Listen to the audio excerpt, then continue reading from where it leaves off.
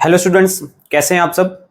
तो आज हम अपनी वीडियो में पढ़ेंगे reducible to exact differential equation. जैसा कि मैंने प्रीवियस वीडियो में बताया था, हमने एग्जैक्ट डिफरेंशियल इक्वेशन का पूरा केस अच्छे से डिस्कस कर लिया था कि एग्जैक्ट डिफरेंशियल इक्वेशन होती क्या है, उसका सोल्यूशन कैसे निकलता है, उसको चेक करने का तरीका क्या है। मैंने उसमें बताया था कि अगर कोई डिफरेंशियल इक्वेशन एग्जैक्ट नहीं है तो उसके बारे में अगली वीडियो में डिस्कस करेंगे। तो आज हम वही फॉर्म डिस्कस करने वाले हैं। अगर हमारी डिफरेंशियल इक्वेशन एग्जैक्ट नहीं होती है तो हमें उसमें ये चार फॉर्म देखनी रहती है स्टूडेंट्स। जैसे कि हमारी M D x plus N D Y equal to zero, ये जनरल फॉर्म होती है। इसमें चेक करने के बाद कि del M over del Y is not equal to del N over del X अगर आ रहा है तो हमें चेक करना है कि वो डिफरेंशियल इक्वेशन जो M D x plus N D Y है, इन चार फॉर्म में से अगर कोई है, मैक्सिमम जो डिफरेंशियल इक्वेशन इन चारों से ही सोल्व हो जाएगी।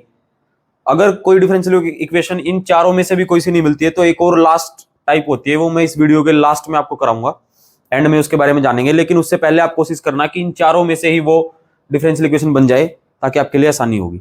तो जैसे कि M D x plus N D Y equal to zero, ये हमारी जनरल फॉर्म रहती है। ये चेक करने के बाद कि वो एग्जैक्ट नहीं है, हम इन चारों के ऊपर जाएंगे। उसमें सबसे पहली हमारी टाइप क्या बोलती है, देखिए हम चेक करेंगे कि m और n उसमें से होमोजीनियस फंक्शन है या नहीं है।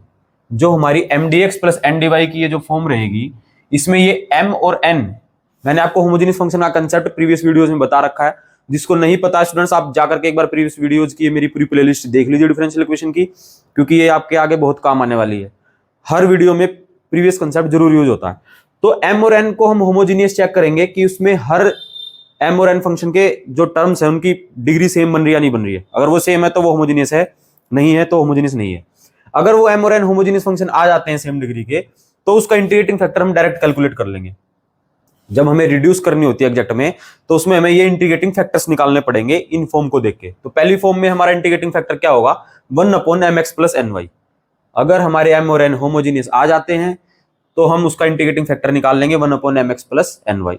और ये इंटीग्रेटिंग फैक्टर निकालने के बाद हम इस इंटीग्रेटिंग फैक्टर को इस डिफरेंशियल इक्वेशन में मल्टीप्लाई कर देंगे। मतलब कुल मिला के कुछ नहीं है, आपको चेक करना है कि ये पहली फॉर्म बन रही है नहीं बन रही है। इंटीग्रेटिंग फैक्टर निकाल लो, अगर बन जाती है तो होमोजेनियस पता चल जाते हैं 1/mx प्लस एन वाई। मतलब m में x की मल्टीप्लाई, n फंक्शन में y की मल्टीप्लाई, और उसको 1 जब आप कर दोगे तो वो आपका इंटीग्रेटिंग फैक्टर निकल के आ जाएगा। फिर आपको कुछ नहीं करना, मल्टीप्लाई करा दो इंटीग्रेटिंग फैक्टर की इक्वेशन 1 में। तो जो आपकी इक्वेशन बन के आएगी, अब उसमें m और n चेंज हो जाएंगे। ऑब्वियस सी बात है ना कि 1/mx प्लस एन वाई ये जो फैक्टर है, इसकी मल्टीप्लाई जब मैं इसमें कराऊंगा पूरी इक्वेशन में, तो वो m में मल्टीप्लाई होगी, n में मल्टीप्लाई होगी, तो m और n चेंज हो जाएंगे। एक नया m डैश और n डैश आ जाएगा आपके सामने। अब हम चेक करेंगे कि वो डिफरेंशियल इक्वेशन एग्जैक्ट आ रही है या नहीं आ रही है। जब हम इंटीग्रेटिंग फैक्टर की उससे मल्टीप्लाई करा देंगे तो ये श्योर हो जाता है कि इंटीग्रेटिंग फैक्टर ऐसी चीज होती है जो एग्जैक्ट को, नॉन एग्जैक्ट को एग्जैक्ट बनाता है। तो जब भी हम इंटीग्रेटिंग फैक्टर की मल्टीप्लाई कराएंगे, उसको चेक करेंगे कि वो एग्जैक्ट बन रही है या नहीं बन रही है। अगर वो नहीं बन रही होगी तो आपकी कैलकुलेशन में कहीं एरर है, अदरवाइज इंटीग्रेटिंग फैक्टर होता ही इसलिए कि नॉन एग्जैक्ट को एग्जैक्ट बना दिया जाए। अब हमारी सेकंड फॉर्म क्या कहती है, अगर m और n होमोजीनियस नहीं है स्टूडेंट्स, ये जरा आप ध्यान से देखना। अगर हमारे m और n होमोजीनियस आ जाते हैं तो हम फर्स्ट केस लगा देते हैं, mx 1/mx plus N Y वाला इंटीग्रेटिंग फैक्टर, उसकी मल्टीप्लाई करा देते हैं, वो एग्जैक्ट बना देते हैं और फिर उसको एग्जैक्ट से सोल्व कर देते हैं। अगर वो m और n होमोजीनियस नहीं है, तब आता है हमारा सेकंड केस। उसमें क्या देखना है आपको, क्या वो जो M D x plus N D Y वाली फॉर्म ये इस टाइप की बन रही है। ये देखो, थोड़ी इसकी खूबसूरती देखो, f1xy into Y D x plus f2xy into x D Y. ये कुछ भी नहीं है स्टूडेंट्स। जो आपका m होगा उसमें से आप ये देख लो, क्या आप y को अलग कर पा रहे हो dx के साथ। जो एक फंक्शन बच जाएगा उसमें से fxy का, मतलब fxy का फंक्शन उसमें से अलग करके क्या हम y सेपरेट कर पा रहे हैं dx के साथ। और जो n है, n में से ऐसे ही हम x सेपरेट कर पा रहे हैं dy के साथ। अगर ऐसा फंक्शन आप बना लेते हैं तो आपकी वो जो फॉर्म बनेगी वो सेकंड टाइप की ये फॉर्म बनेगी, और उसका इंटीग्रेटिंग फैक्टर होगा 1/mx माइनस एन वाई। कुछ भी नहीं है इसमें, 1/mx प्लस एन वाई था, इसमें 1/mx माइनस एन वाई है। मैं आपको भी एग्जांपल कराऊंगा इस फॉर्म का एक एक सबका, उससे आपको बिल्कुल क्लियर हो जाएगा। बस आप ये थ्योरी जरा जान लीजिए, ये जाननी बहुत जरूरी है, क्योंकि कंसेप्ट जब तक आपके दिमाग में नहीं आएगा तो आप समझ नहीं पाओगे कि ये किस टाइप की फॉर्म है और कैसे सोल्व करेंगे। तो फर्स्ट फॉर्म में हमारा था वो m और n होमोजीनियस है, तो हम 1/mx प्लस एन वाई लगा देंगे। सेकंड फॉर्म में अगर होमोजीनियस नहीं है और ये फॉर्म बन रही है f1xy y dx plus f2xy x dy, मतलब इससे याद कर लीजिए, ये dx है तो यहाँ पे y सेपरेट होना चाहिए, ये dy है तो x सेपरेट होना चाहिए, और ये xy के दो फंक्शन। तो हम 1/mx माइनस एन वाई का इंटीग्रेटिंग फैक्टर निकाल देंगे, और इसी इंटीग्रेटिंग फैक्टर की फिर वापस इसमें मल्टीप्लाई करा देंगे तो ये एग्जैक्ट बन जाएगी, और फिर इसको एग्जैक्ट से सोल्व कर देंगे। अब हमारी आती है थर्ड फॉर्म। थर्ड फॉर्म हमारी क्या कहती है students, if first and second are not applicable. मतलब आपने चेक किया कि जो आपकी डिफरेंशियल इक्वेशन थी वो आपने ये भी लगाया ये भी लगाया, ना इससे सोल्व हो पाई ना इससे सोल्व हो पाई। मतलब ना तो उसमें एम और एन होमोजीनियस है, ना वो इस टाइप की फॉर्म बन रही है। वो होमोजीनियस है तो हमारी ये लग जाती है, लेकिन हमने देखा कि होमोजीनियस नहीं है तो हम ये चेक करते हैं।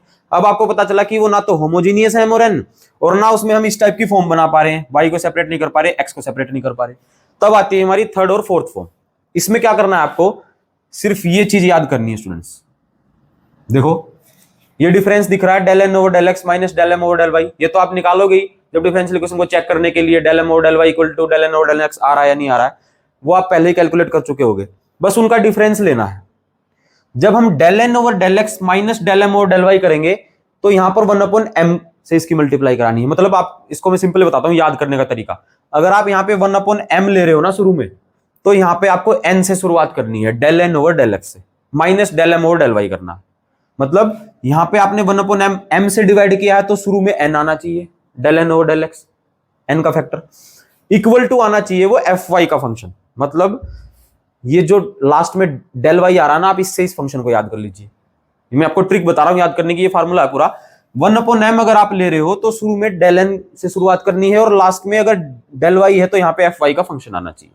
मतलब 1/m del N minus del X, del N over del X minus del M over del Y equal to F Y का अगर फंक्शन आ रहा है, खाली फंक्शन ऑफ वाई है, तो आपका इंटीग्रेटिंग फैक्टर डायरेक्ट हो जाएगा ई की पावर इंटीग्रेशन ये जो फंक्शन आया एफ वाई डी वाई। समझ गए स्टूडेंट्स? ऐसे ही फोर्थ फॉर्म है, इसमें भी कुछ नहीं है। अगर आपकी थर्ड फॉर्म भी आपने चेक कर ली भी नहीं बन पा रही, तो आपको क्या करना है कि ये रिवर्स कर दो। यहां पे difference del N over del X minus del M over del Y था, अब कर दो del M over del Y minus del N over del X. मतलब जो आप ये चीज दो चीज कैलकुलेट करोगे ना शुरू में, उनको अदला बदली करनी है कुल मिला के। अब आप जब ये कर दोगे तो यहां पे हमने m लिया तो ऑब्वियस हम यहां पे n लेंगे, 1/n del M over del Y minus del N over del x equal to आ जाए एफ एक्स का फंक्शन। ये एफ एक्स क्या स्टूडेंट्स, ये डेल एक्स दिख रहा है ना आपको, इस एक्स से लास्ट वाले को याद कर लीजिए कि यहां पे जिसके रिस्पेक्ट में डेरिवेटिव है तो वो फंक्शन उसी का आना चाहिए। मतलब 1/n लिया तो शुरुआत में डेल एम लेना पड़ेगा, यहां पे x लिया तो यहां पे एफ एक्स का फंक्शन आना चाहिए। अगर ये फंक्शन केवल x का आ जाता है तो जो इंटीग्रेटिंग फैक्टर आएगा वो इंटीग्रेशन e की पावर इंटीग्रेशन यही F x D x direct integrating factor निकल के आएगा। समझ गए स्टूडेंट्स? ये दो फॉर्म है हमारी। मतलब ज्यादातर केस आपके इन चार फॉर्म से ही सोल्व हो जाएंगे। मैं भी आपको इन चारों का एक एग्जांपल कराऊंगा, फिर मैं आपको लास्ट फॉर्म बताऊंगा एक और। अगर इन चारों से भी सोल्व नहीं होता तो एक हमारे पास रामबाण होता है, उसकी बस एक शर्त होती है, वो मुझे वीडियो के एंड में आपको बताऊंगा। आप इन चारों का ध्यान से कंसेप्ट अपने दिमाग में बैठा लीजिए। जब भी कोई डिफरेंशियल इक्वेशन आएगी उसको हमने चेक किया वो एग्जैक्ट है या नहीं है। वो एग्जैक्ट अगर नहीं मिलती है तो हम पहले ये फर्स्ट फॉर्म चेक करेंगे एम और एन होमोजीनियस वाली, फिर हम सेकंड देखेंगे अगर वो फर्स्ट नहीं लग पा रही, होमोजीनियस नहीं है, और ये फॉर्म अगर उसमें बन पा रही है, वाई सेपरेट हो रहा है एक्स सेपरेट हो रहा है डीएक्स के साथ और डीवाई के साथ, तो हम ये लगा देंगे। अगर वो होमोजीनियस भी नहीं है और ये सेपरेट भी नहीं कर पा रहे, तब हम इन तीसरे और चौथे केस पे जाएंगे। इसमें क्या करना है, कुछ नहीं है, जो m और n है 1/m ले लो तो यहां से n से शुरुआत कर दो, del N over del X minus del M over del Y, और वो देख लो कि ये y यहाँ पे तो एफ वाई का फंक्शन आना चाहिए और उसका इंटीग्रेटिंग फैक्टर आ जाएगा की power integration F Y D Y. ऐसे ही यहाँ पे चेक कर लो 1/n ले रहे हो तो डेल m से शुरुआत कर दो, del M over del Y minus del N over del x equal to F x का फंक्शन आना चाहिए, तो वो इंटीग्रेटिंग फैक्टर क्या हो जाएगा की power integration F x D x. समझ गए स्टूडेंट्स? अब हम इन चारों फॉर्म का एक एक एग्जांपल आपके सामने सोल्व करेंगे, उससे आपको बिल्कुल क्लियर हो जाएगा कि चारों की फॉर्म कैसी होती है, कैसे हम इंटीग्रेटिंग फैक्टर निकालते हैं, फिर कैसे उसको रिड्यूस करते हैं एग्जैक्ट में।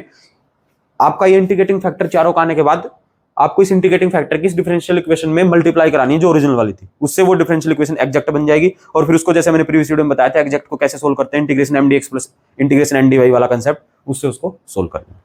आओ चलो एग्जाम्पल देखते हैं। देखिए स्टूडेंट्स, ये एग्जाम्पल आपके सामने है, X square Y minus 2xy square D X minus X cube minus 3x² Y D Y equal to 0।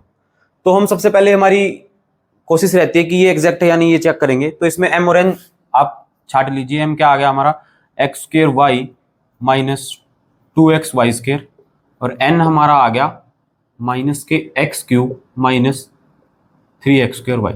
देखिए स्टूडेंट्स, m और n आ गए। हम चेक करेंगे ये डिफरेंशियल इक्वेशन एग्जैक्ट है या नहीं। तो उसके लिए हम क्या करते हैं, डेल एम और डेल वाई निकालते हैं। मैंने प्रीवियस वीडियो में बताया था एग्जैक्ट चेक करने का। जब मैं इस m का y के रिस्पेक्ट में पार्शियल डेरिवेटिव करूंगा तो x as a constant treat होगा, तो यहां पे क्या होगा, एक्स स्क्वायर यूं का यूं, y का 1 माइनस 2x यूं का यूं और वाई स्क्वायर का 2y, तो 2y की जब मैं इसमें मल्टीप्लाई करूंगा तो 2 की 2 से मल्टीप्लाई 4xy। समझ गए स्टूडेंट्स?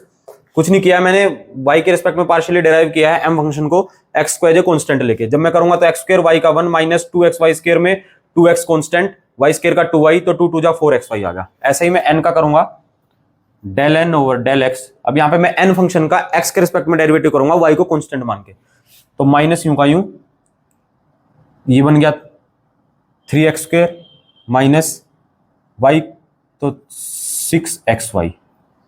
ये देखो स्टूडेंट्स, डेल एन और डेल एक्स मैंने निकाल दिया, एक्स के रिस्पेक्ट में किया, वाई को कांस्टेंट मान के। तो आप देख सकते हैं क्लियरली डेल एम और del Y is not equal to del N over del X. तो मतलब ये डिफरेंशियल इक्वेशन अभी एग्जैक्ट नहीं है, इसको एक मान लो। अब मैं इसको एग्जैक्ट बनाऊंगा, जो मैंने आपको 4 फॉर्म बताई हैं उनकी हेल्प से। तो हम चेक करेंगे सबसे पहली फॉर्म हमारी, वो क्या बोलती है, एम और एन होमोजीनियस हैं या नहीं है। देखो एम फंक्शन ये है, एन फंक्शन ये है, तो देखिए हम m और n को चेक करेंगे कि वो होमोजीनियस है या नहीं है। m हमारा देखिए क्या है, X square Y minus 2xy square है। यहाँ पर m की जो हर टर्म है उसकी डिग्री कितनी आ रही है, यहाँ पर एक्स स्क्वायर की 2, y की पावर 1 है, तो इसकी 3 आ गई, इस टर्म की डिग्री 3 आ गई। इस टर्म की देखिए x की 1 y की 2, इसकी भी 3 आ गई। यहाँ पे देखिए x की क्यूब है तो इसकी भी 3 आ गई, एक्स स्क्वायर वाई, x की 2 y की 1, 2 प्लस 1 3 हो गया। हम देख सकते हैं ना, मैंने ये कंसेप्ट आपको बताया पहले होमोजेनियस चेक करने का। m और n यहाँ पे होमोजेनियस आ रहे हैं क्योंकि इस फंक्शन के हर टर्म की डिग्री सेम आ रही है, 3 3 3 3। तो m और n होमोजेनियस हो गए, तो हमारी ये फर्स्ट फॉर्म हो गई। फर्स्ट फॉर्म में हमारा इंटीग्रेटिंग फैक्टर क्या था स्टूडेंट्स, अभी मैंने आपको बताया था, डायरेक्ट इंटीग्रेटिंग फैक्टर होता है ना उसमें 1/mx प्लस ny, यही होता है। तो पुट कर दो, m क्या है हमारा ये, इसमें x की मल्टीप्लाई जब मैं कराऊंगा X square Y minus 2xy square plus y into N हमारा क्या है, minus X cube plus 3x square Y. समझ गए स्टूडेंट्स? इसको जरा सिंप्लीफाई कर लीजिए, 1/x cube Y minus 2x square Y square minus X cube Y, अब इसको इसके साथ लिख लीजिए, plus 3x square Y square. थोड़ा और सिंप्लीफाई कीजिए, देखिए ये एक्स क्यूब वाई पॉजिटिव है, ये नेगेटिव है, तो ये कैंसिल हो गया। यहाँ पे 2x square Y square minus का, यहाँ पे प्लस का है, तो हमारा क्या बच गया, 1/x स्क्वायर वाई स्क्वायर। समझ गए स्टूडेंट्स? ऐसे हम इंटीग्रेटिंग फैक्टर कैलकुलेट करेंगे, कुछ नहीं किया, सीधा 1/mx प्लस ny कैलकुलेट किया है हमारे m और n होमोजीनियस पता चलने के बाद। अब क्या करना है, इंटीग्रेटिंग फैक्टर आ गया, इस इंटीग्रेटिंग फैक्टर की हम इस डिफरेंशियल इक्वेशन में मल्टीप्लाई करा देंगे तो वो एग्जैक्ट बन जाएगी। देखो ये हमारा इंटीग्रेटिंग फैक्टर आ गया। अब मैं इस इंटीग्रेटिंग फैक्टर की जब इस 1 में मल्टीप्लाई कराऊंगा तो क्या बनेगा, 1/x square Y square into यहां से X square Y minus 2x Y square dx minus 1/x square Y square into X cube minus 3x square Y dy equal to 0। समझ गए स्टूडेंट? मैंने मल्टीप्लाई करा दी, चलो इसको सिंप्लीफाई कर दी। जब मैं 1/x स्क्वायर वाई स्क्वायर की इसके साथ कराऊंगा तो x स्क्वायर से x स्क्वायर कैंसिल हो जाएगा, y/y स्क्वायर बचेगा, इसका मतलब 1/y माइनस, जब मैं इसको यहां पे मल्टीप्लाई कराऊंगा तो ऊपर तो बचेगा 2x स्क्वायर, x/x स्क्वायर है तो नीचे x बच जाएगा और y स्क्वायर से y स्क्वायर कैंसिल हो जाएगा। ये समझ गए ना students? 1/x square Y square को मैं इसके साथ मल्टीप्लाई कराऊंगा तो x स्क्वायर से x स्क्वायर कैंसिल होकर y/y स्क्वायर बचेगा, उसका मतलब 1/y। जब मैं इसको इस फैक्टर के साथ लेके जाऊंगा तो 2 तो ऊपर ऐसे कैसे रहेगा, एक्स वाई स्क्वायर है और यहाँ पे एक्स स्क्वायर वाई स्क्वायर है, तो x की एक पावर बचेगी और वाई स्क्वायर से वाई स्क्वायर कैंसिल हो जाएगा। अब मैं इस फैक्टर की जब इसके साथ मल्टीप्लाई कराऊंगा तो x cube upon x square, तो मतलब x ऊपर बचेगा, नीचे वाई स्क्वायर। समझ गए स्टूडेंट्स? और यहाँ पे हमारा क्या बचेगा, एक्स स्क्वायर से एक्स स्क्वायर कैंसिल हो जाएगा, y/y स्क्वायर का मतलब है 1/y, dy इक्वल टू 0। अब देखो आप, ये हमारा m डैश आ गया, ये हमारा n डैश आ गया। मैंने बताया था नया m और n मिलेगा, उसको हम m डैश और n डैश मान लेंगे। तो लिख लीजिए, यहां पे हम m डैश हमारा क्या बन गया, 1/y माइनस 2/x, और n डैश हमारा क्या बन गया, 1/y माइनस x/y स्क्वायर। समझ गए स्टूडेंट्स? मैंने m डैश और n डैश लिख लिए हैं, माइनस के अंदर मल्टीप्लाई करा दी तो 1/y पॉजिटिव हो गया। और ये नेगेटिव आ गया। अब हमारा अगला स्टेप क्या रहता है, हम इसको चेक करेंगे जो ये वाली इक्वेशन बनी है ये एग्जैक्ट आई है नहीं आई है। उसके लिए हम वही del M dash over del Y निकालेंगे। जब मैं इसका वाई के रिस्पेक्ट में डेरिवेटिव निकालूंगा तो 1/y का क्या आएगा, माइनस के 1/y स्क्वायर डिफरेंशिएशन, और ये एक्स का फंक्शन है तो इसका 0। ऐसे जब मैं del N dash over del X निकालूंगा तो 1/y का तो 0 हो गया, माइनस के एक्स का 1 और अपॉन वाई स्क्वायर कॉन्स्टेंट। समझ गए स्टूडेंट, जब मैं इसका एक्स के रिस्पेक्ट में करूंगा तो इसका तो 0 हो गया, यहाँ पे माइनस के 1/y स्क्वायर तो कॉन्स्टेंट था क्योंकि एक्स के रिस्पेक्ट में है तो एक्स का 1 आ गया। अब देखो आप ये और ये सेम आ रहे हैं ना, del M dash over del Y और del N dash over del x same आ गए, तो इसका मतलब ये वाली डिफरेंशियल इक्वेशन आपकी एग्जैक्ट बन गई। अब ये एग्जैक्ट आ गई तो इसका सोल्यूशन हम एग्जैक्ट की तरह निकाल देंगे। वो क्या होता है हमारा integration M D x plus integration N D Y equal to c, जहां पर m के केस में हमें क्रिएट करना है y एज कांस्टेंट, और यहां पे हमें जो टर्म लेनी है n में वो फ्री फ्रॉम x लेनी है, मतलब terms contain free from x। समझिए स्टूडेंट्स, ये मैं आपको प्रीवियस वीडियो में बता चुका हूं कि एग्जैक्ट का सॉल्यूशन कैसे निकलता है। एक बार और रिमाइंड कराने के लिए मैंने लिखवा दिया है, mdx में हमें वो टर्म लेनी है m की, मतलब mdx में हमें m को ऐसे इंटीग्रेट करना है y को कांस्टेंट लेके, और ndy में हमें वो वाली टर्म उठानी है n से जिनमें x नहीं है। समझ गए, तो मैं उठाइए यहां से m डैश हमारा क्या है, यहाँ पे m डैश और n डैश लगा लीजिए, integration 1/y minus 2/x dx plus integration यहां पे देखिए 1/y dy हो जाएगा खाली, क्योंकि दूसरी टर्म हमारी x वाली है, इसमें x आ रहा ना तो हम इसको छोड़ देंगे, जैसे मैंने प्रीवियस वीडियो में बताया था। तो यहाँ पर खाली 1/y dy आएगा इक्वल टू c। इसका इंटीग्रेशन जब मैं x के रिस्पेक्ट में करूंगा तो 1/y कांस्टेंट है, क्योंकि y का फंक्शन हमें कांस्टेंट लेके चलना है, तो x/y आ गया इसका इंटीग्रेशन। इसका इंटीग्रेशन x/y आएगा ना, 1/y को कांस्टेंट लेंगे तो यहां से हमारा माइनस के 2 log x plus log y equal to c। ये आपका फाइनल सोल्यूशन आ गया इस वाली डिफरेंशियल इक्वेशन का। समझ गए स्टूडेंट्स, हमारी फर्स्ट फॉर्म यही थी, कुछ भी नहीं है इसमें। m और n को चेक करना वो होमोजेनियस आ रहे हैं या नहीं आ रहे हैं। अगर m और n होमोजेनियस आ जाते हैं तो उसका इंटीग्रेटिंग फैक्टर निकाल देंगे 1/mx प्लस ny, उसकी मल्टीप्लाई करा देंगे, हमारे न्यू m डैश और n डैश आ जाएंगे। वहां से हम चेक कर लेंगे डिफरेंशियल इक्वेशन दोबारा एग्जैक्ट बनी है या नहीं बनी है। अगर वो नहीं बनी है तो आपकी कैलकुलेशन में एरर है, वरना इंटीग्रेटिंग फैक्टर का काम ये होता है उसको एग्जैक्ट बना देना। एग्जैक्ट बनने के बाद हम उसका सॉल्यूशन निकाल देंगे mdx प्लस ndy वाले के से। अब दूसरा एग्जांपल करते हैं दूसरे वाली फॉर्म के लिए या तीसरे वाली फॉर्म के लिए या चौथे वाली फॉर्म के लिए, जो भी सेटिस्फाई होगी। ये दूसरा एग्जांपल देखिए स्टूडेंट्स, क्या कहता है इसमें mdx plus ndy equal to 0 type की फॉर्म है। आप इसको चेक करिए, ये एग्जैक्ट नहीं मिलेगी। डेल एम और del Y equal to del N और डेल एक्स जब आप चेक करेंगे तो ये एग्जैक्ट नहीं आएगी, क्योंकि जब देखो ये m है ये n है, इसका y के रिस्पेक्ट में करूंगा तो क्या आएगा 1 प्लस 2xy, और यहाँ पे जब मैं करूंगा x के रिस्पेक्ट में तो क्या आएगा 1 माइनस 2xy, तो 1 plus 2xy is not equal to 1 minus 2xy, तो ये हमारी एग्जैक्ट नहीं है। अब हम इसको चेक करेंगे कि ये फर्स्ट सेकंड थर्ड फोर्थ में से कोई सी फॉर्म बन रही है या नहीं बन रही है। देखो m और n लिख लो, m क्या आ रहा है y plus xy square, n हमारा क्या आ रहा है x minus x square y, del m over del y हमारा क्या आया 1 plus 2xy, del n over del x क्या आया 1 माइनस 2xy। देखो m और n को चेक करो कि वो होमोजेनियस है या नहीं है। यहाँ पे देखो इसकी डिग्री 1 है इस टर्म की, इसकी 3 आ रही है 1 प्लस 2, इसकी फिर 1 आ रही है, इसकी फिर 3 आ रही है। तो मैं कह सकता हूं ना कि होमोजेनियस नहीं है, क्योंकि होमोजेनियस का कंसेप्ट ही वो है कि फंक्शन के हर टर्म की डिग्री सेम आनी चाहिए, तभी हम फंक्शन को होमोजेनियस बोलेंगे।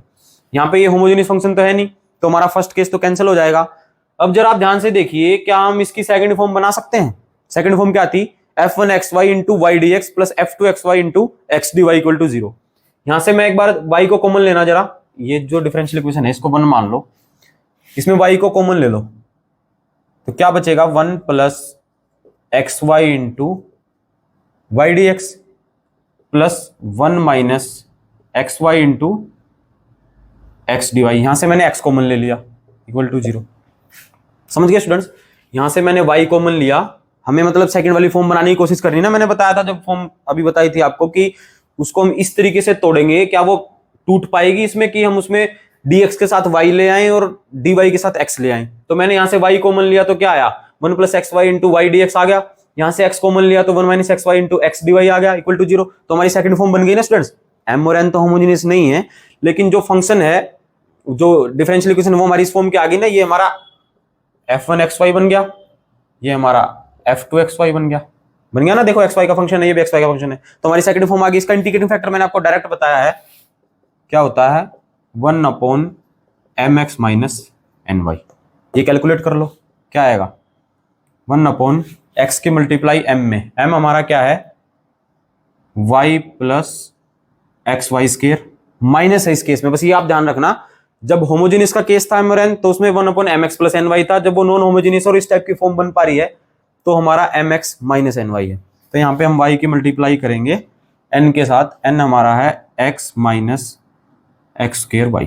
तो क्या आएगा integrating factor equal to 1/xy plus X square Y square minus xy minus X square Y square. क्या बन गया ये 1/xy plus X square Y square minus xy plus X square Y square. देखो xy से xy cancel हो गया, तो हमारा इंटीग्रेटिंग फैक्टर क्या आ गया 1/2 एक्स स्क्वायर वाई स्क्वायर। समझ गए स्टूडेंट्स? कुछ भी नहीं किया मैंने, 1/mx माइनस ny कैलकुलेट किया है, उसके बाद ये xy से xy की टर्म कैंसिल होगी थोड़ा सिंप्लीफाई करके, तो इंटीग्रेटिंग फैक्टर निकल के आया 1/2 एक्स स्क्वायर वाई स्क्वायर। अब हमारा क्या स्टेप रहता है अगला, ये हमारी सेकंड फॉर्म है, इस इंटीग्रेटिंग फैक्टर की इस डिफरेंशियल इक्वेशन में मल्टीप्लाई करा दो तो वो एग्जैक्ट बन जाएगी।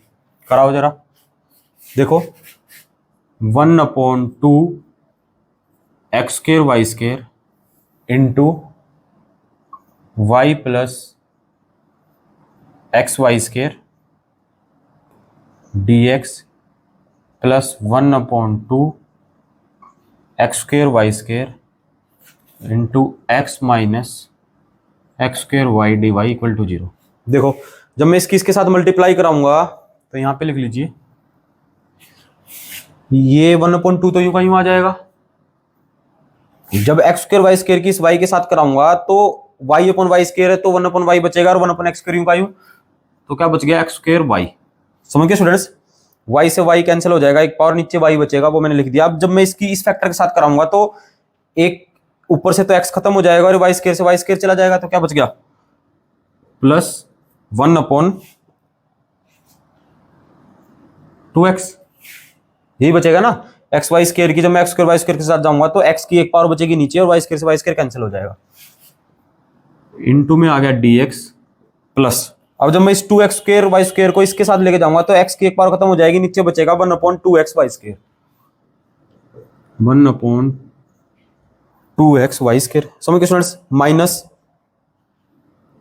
अब देखो जब मैं इस 2x स्क्वायर वाई स्क्वायर को इसके, तो x स्क्वायर से x स्क्वायर कैंसिल हो जाएगा और y की पावर एक नीचे बचेगी, तो 1/2 y बच गया,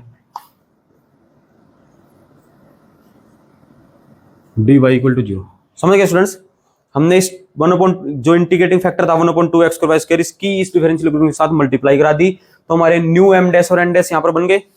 इनको लिख लीजिए, m डैश क्या आया 1/2 X square Y plus 1/2x, और n डैश हमारा क्या आया 1/2 x Y square minus 1/2y।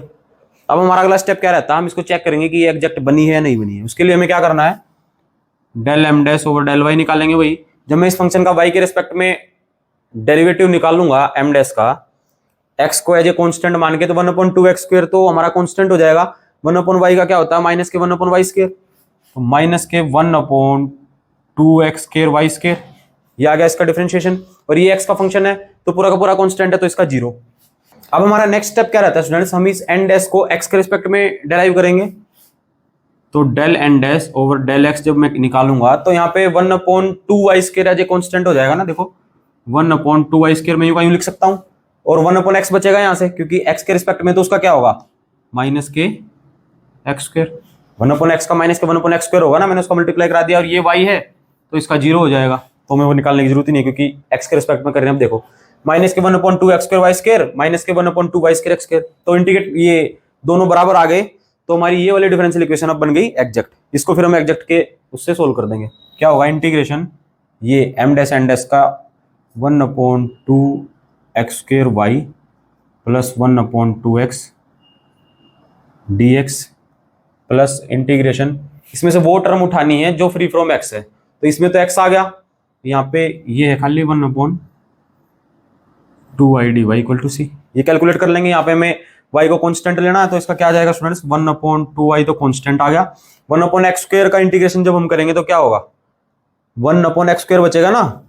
तो इसका इंटीग्रेशन करते हुए हम कैसे सोल्व करते हैं इसको, x की पावर -2 ऐसे लिख लेते हैं ना, x की पावर -2 प्लस 1/-2 प्लस 1, तो क्या बन गया, x की पावर -1/-1, इसको कैसे लिख सकते हैं, माइनस के 1/x, x की पावर -2 का इंटीग्रेशन ये आएगा ना स्टूडेंट्स, तो यहाँ पर माइनस के 1/x से मल्टीप्लाई करा दो, समझ गए, प्लस 1/2 log x, ये समझ गए ना स्टूडेंट्स, ये इंटीग्रेशन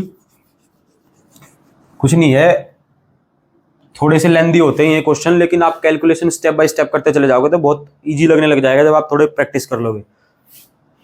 अब ये माइनस यहाँ पे बाहर आ गई, तो 1/2 log y इक्वल टू सी, ये आपका फाइनल सॉल्यूशन आ गया स्टूडेंट्स, समझ गए, कुछ भी नहीं है। 1/2x² y का इंटीग्रेशन मैंने किया, 1/2y को बाहर लेके x² का आ गया माइनस के 1/x का, और 1/2 log x minus 1/2 log y equal to c.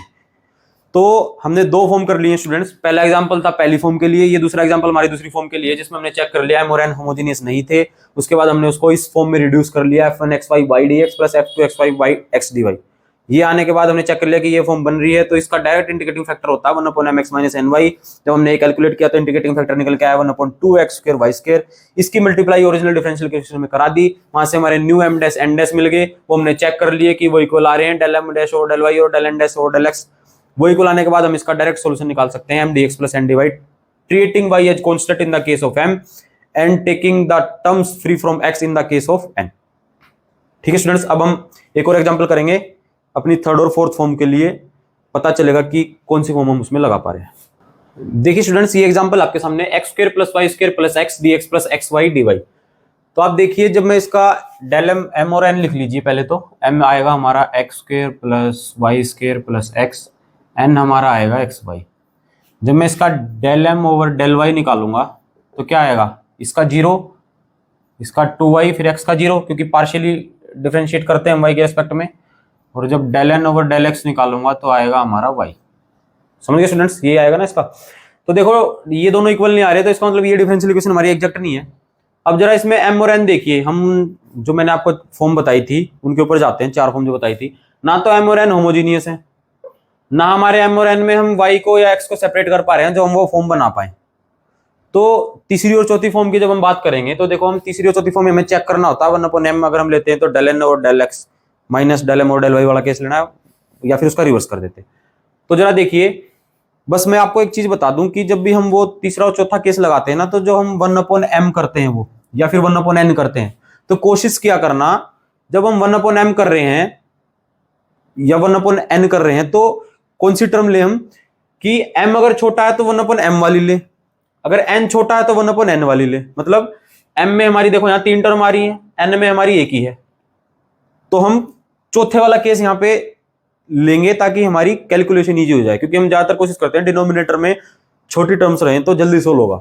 तो देखो 1/m की बजाय मैं यहाँ पे 1/n वाला केस लूंगा, चौथे वाला, वो चेक करूंगा क्या वो सेटिस्फाई कर जाएगा। देखो वो हमारा क्या था, हम क्या चेक करते हैं, 1/n, जब यहाँ पे n है तो यहाँ पे m आएगा, del m over del y minus del n over del x, ये निकालो क्या आएगा। अब हमें देखना क्या है कि ये जो कैलकुलेट होके आएगा वो x का फंक्शन आएगा नहीं आएगा, क्योंकि यहाँ पे लास्ट में हमारा x है ना। मैंने आपको ट्रिक यही बताई थी ना कि अगर आप यहाँ पे n ले रहे हैं तो यहाँ पे m, और ये लेने के बाद अगर यहाँ पे x आ रहा तो वो x का फंक्शन आना चाहिए, याद रखने के लिए कि ये कौन सा फंक्शन आएगा वो भी याद रखना बहुत जरूरी है। तो देखो 1/m हमारा क्या है, xy इंटू del m और del y, del m और del y हमारा 2y है, माइनस हम करेंगे del n और del x y, तो ये हमारा क्या आएगा 1/xy into 2y minus y, y बच गया, तो y से y कैंसिल हो गया, हमारा क्या बच गया 1/x। ये क्या आ गया हमारा फंक्शन ऑफ x ओनली, ये तो आया, खाली x का फंक्शन है ना। तो हम इसका इंटीग्रेटिंग फैक्टर डायरेक्ट निकाल सकते हैं ना, चौथी फॉर्म हमारी सेटिस्फाई होगी। 1/n किया, del m और del y minus del n और del x किया, तो वो हमारा खाली f, ये x का फंक्शन आया ना 1/x, तो इसका इंटीग्रेटिंग फैक्टर हम डायरेक्ट कैलकुलेट करते हैं कैसे, e की पावर इंटीग्रेशन fx dx, वो हमारा क्या है, ई की पावर इंटीग्रेशन एफ हमारा क्या आया 1/x dx। तो क्या आएगा, ई की पावर log ऑफ x, ई से log कैंसिल, तो इंटीग्रेटिंग फैक्टर हमारा आ गया x। देखो कितना इजी इंटीग्रेटिंग फैक्टर निकल के आया। हमें कुछ नहीं करना, इस इंटीग्रेटिंग फैक्टर की वही इंटीग्रेटिंग फैक्टर निकालने के बाद तो केवल एक स्टेप करना होता है, इसमें मल्टीप्लाई करा दो। अगर ये आपका ठीक आया तो वो पक्का एग्जैक्ट निकल के आएगी। देखो इसको 1 मान लो, और इस 1 में जब मैं x की मल्टीप्लाई कराऊंगा तो क्या आएगा, x की मल्टीप्लाई जब मैं इस टर्म में कराऊंगा तो क्या बनेगा, x into X square plus Y square plus X D x plus X into X Y D Y equal to 0। देखो जब मैं x के अंदर मल्टीप्लाई करूंगा तो ये X cube plus x Y square plus X square D x plus X square Y D Y equal to 0। ये हमारे न्यू एम डैश और एन डैश आ गए ना अब यहाँ पर भी, तो एम डैश लिख लो, क्या आएगा X cube plus x Y square plus X square, और एन डैश हमारा आ गया एक्स स्क्र वाई।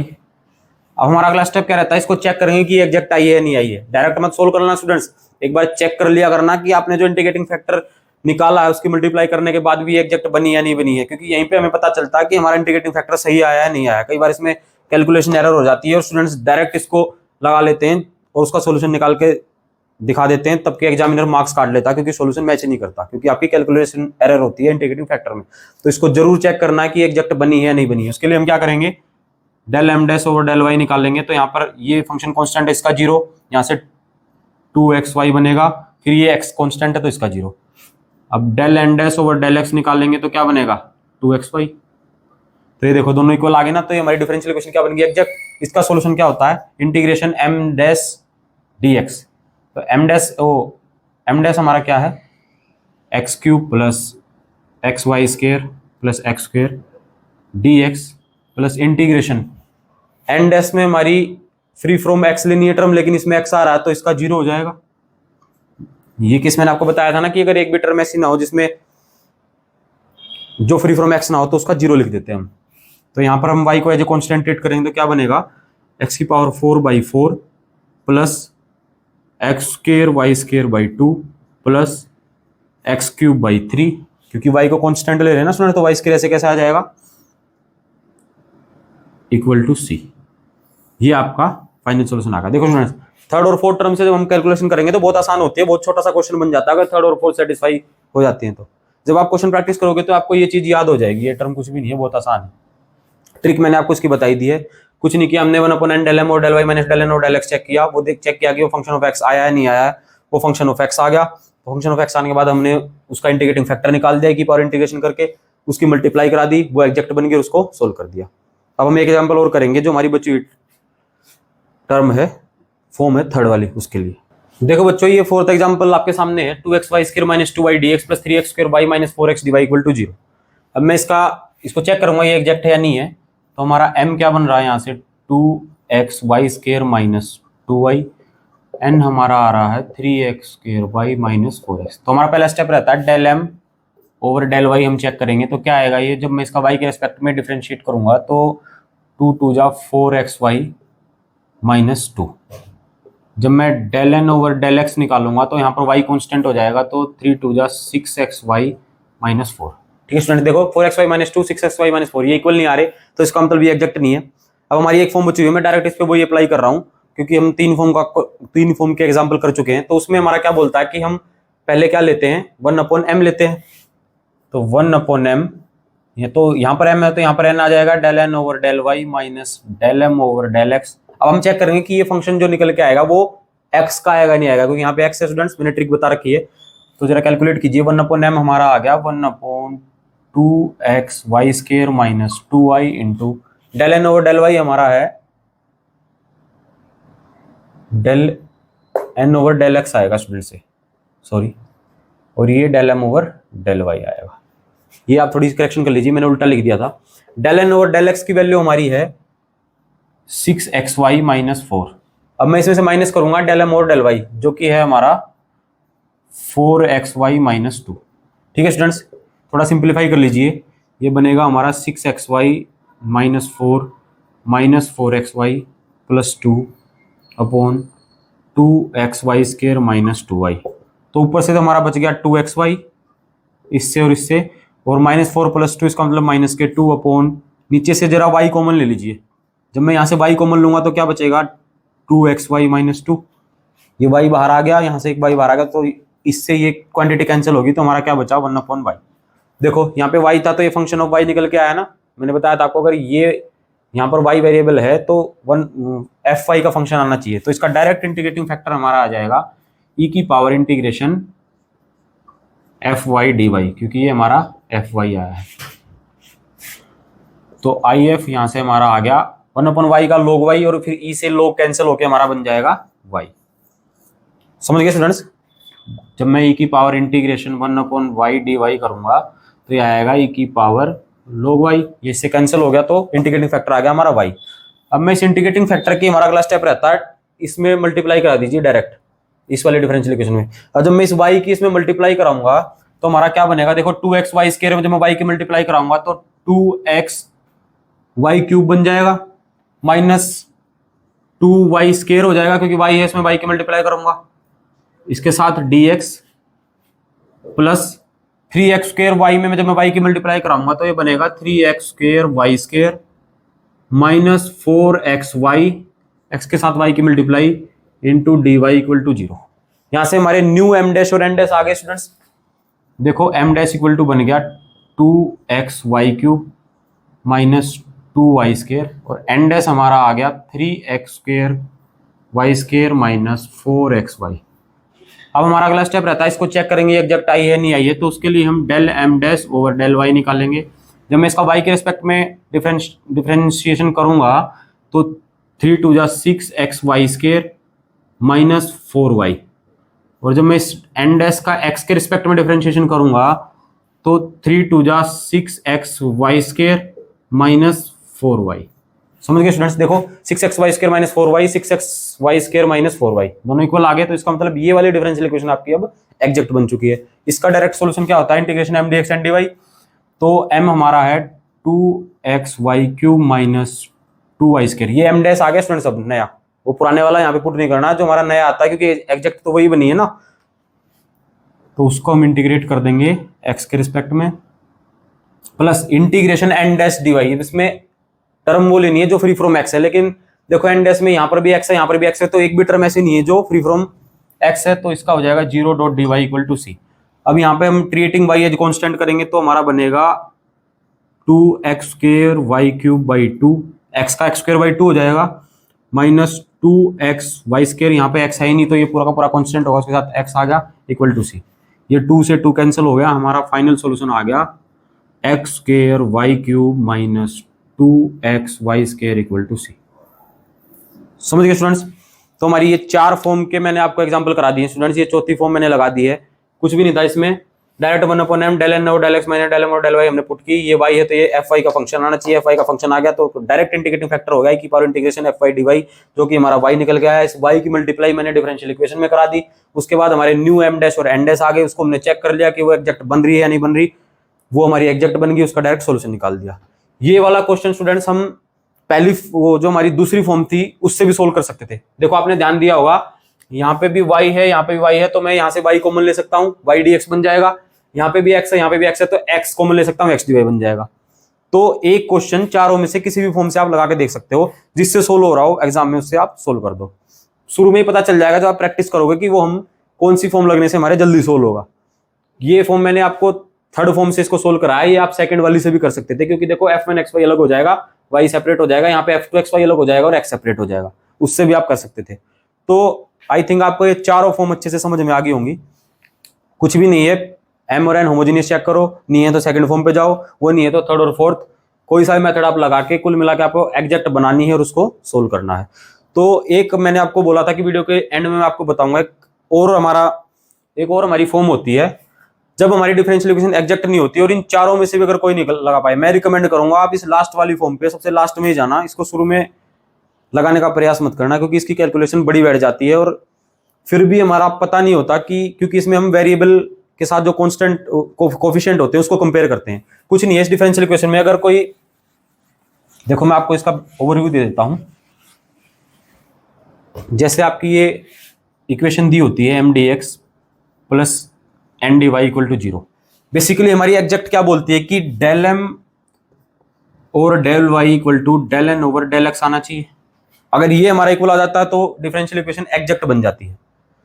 अब अगर ये एग्जैक्ट नहीं है तो हम उसको रिड्यूस करते हैं। उसको रिड्यूस करने के लिए हम इसमें इंटीग्रेटिंग फैक्टर की मल्टीप्लाई करते हैं ताकि वो एग्जैक्ट बन जाए। इंटीग्रेटिंग फैक्टर, अब पांचवा केस हमारा क्या बोलता है कि हम लेट कर लेते हैं x की पावर h और y की पावर k, ये हमारा इंटीग्रेटिंग फैक्टर आएगा। बस आपको ध्यान रखना स्टूडेंट्स, जो ये m और n आपको देखने से पता चलेगा कि ये हमारा इसका इंटीग्रेटिंग फैक्टर जो है वो किस टाइप का बन रहा है। ये आपकी थोड़ी खुद की समझ होनी चाहिए कि इंटीग्रेटिंग फैक्टर हमारा किस टाइप का निकल के आ सकता है। जैसे इसमें x आया, y आया, 1/y 1/x। अगर इंटीग्रेटिंग फैक्टर e की पावर समथिंग में बनेगा ना तो ये केस एप्लीकेबल नहीं होगा स्टूडेंट्स। अगर इंटीग्रेटिंग फैक्टर बन रहा है x की पावर समथिंग और y की पावर समथिंग में, तो ही हम ये वाला केस लगाएंगे। वो आपको देखने से पता चलेगा कि m और n किस टाइप के हैं। तो देखो, अगर x की पावर h और y की पावर k अगर इसका इंटीग्रेटिंग फैक्टर है तो हम इसको इसमें मल्टीप्लाई कराते हैं ना। तो ये मेथड यही बोलता है कि इसको लेट करके और इसमें मल्टीप्लाई करा दो। x की पावर h को और y की पावर k को m में मल्टीप्लाई करा दो dx, प्लस x की पावर h और y की पावर k को n में मल्टीप्लाई करा दो dy इक्वल टू 0। अब हमारा अगला स्टेप क्या रहता है, ये दोनों इक्वल होने चाहिए। तो इन दोनों का डिफरेंशिएशन मतलब डेल ओवर डेल वाई ये बोलता है x की पावर h y की power k into m equal to del over del X x की पावर h y की पावर k n। ये इक्वल आना चाहिए ना। मतलब इंटीग्रेटिंग फैक्टर का कंसेप्ट क्या होता है कि उसकी मल्टीप्लाई हम डिफरेंशियल इक्वेशन में कराएं और वो एग्जैक्ट बन जाए। तो ये वाला मेथड हमारा पांचवी फॉर्म यही बोलती है कि इस इंटीग्रेटिंग फैक्टर को लेट कर लो, इसको इसमें मल्टीप्लाई करा दो और उन दोनों को इक्वल करके इक्वेट कर दो। मतलब उन दोनों का जो डिफरेंशिएशन है उसको इक्वेट कर दो और वहां से फिर कंपेयर करके h और k की वैल्यू निकाल लो। मतलब जो फाइनल बनेगा इसको डिफरेंशिएशन करके, तो जो हमारे कोफिशिएंट आएंगे x की पावर समथिंग और y की पावर समथिंग के जो कोफिशिएंट बन के आएंगे h और k की फॉर्म में, उनको आप इक्वल पुट कर दो और वहां से h और k की वैल्यू निकाल लो और वो यहाँ पे पुट कर दो, तो हमारा वही डायरेक्ट इंटीग्रेटिंग फैक्टर आ जाएगा और फिर उसकी इसमें मल्टीप्लाई करा के वही हमारी एग्जैक्ट बना दो। आप इस वाले क्वेश्चन को स्टूडेंट्स पांचवी फॉर्म जो मैंने आपको बताई x की पावर h y की पावर k, उससे ट्राई करना, देखना कि उससे कैसे सोल्व करते हैं और क्या क्या मेथड बनते हैं। आपको पता चल जाएगा कुछ भी नहीं, बहुत सिंपल है। x की पावर h और y की पावर k जो आप लेट करेंगे उसकी मल्टीप्लाई करा देना और सोल्व कर लेना।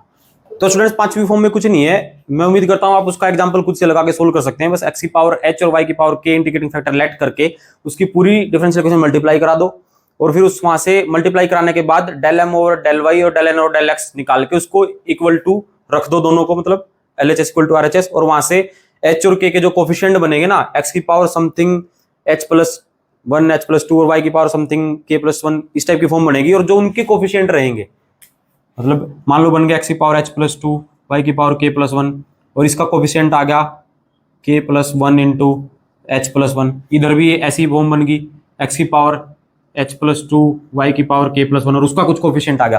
तो आपको ये कोफिशिएंट कंपेयर करने हैं जिससे हम h और k की वैल्यू कैलकुलेट कर पाए, और वो h और k की वैल्यू फिर x की पावर h और y की पावर k जो अपने निकाले थे उसमें पुट कर दो, तो आपका इंटीग्रेटिंग फैक्टर आ जाएगा। वो निकालने के बाद आपको पूरा प्रोसेस पता ही है, उस इंटीग्रेटिंग फैक्टर की मल्टीप्लाई करा दो, एग्जैक्ट बना दो। तो मैं उम्मीद करता हूं स्टूडेंट्स आपको ये पांचों फॉर्म आज reducible to exact differential equation की समझ में आ गई होंगी।